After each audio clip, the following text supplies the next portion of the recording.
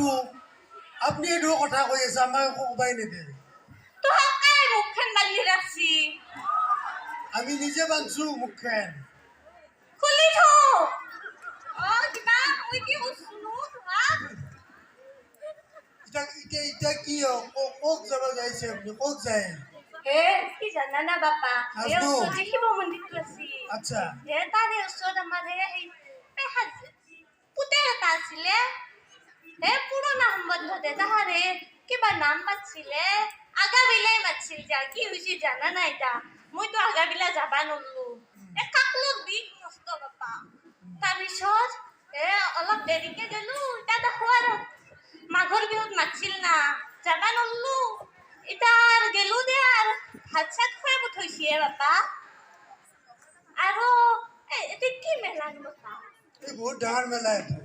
এখানো দোকান ভাল নাইচোন দোকান বাৰ বাহিৰত আছে বিচৰিবাও নাইয়ে বাপা এটাই কৈছিল কিবা এখন দি বোলে যাবা লাগে পঠাইয়ে এনেকে গেলি দোকান পোৱা যাব এনেকে গেলি আহক আহি দিয়া আৰু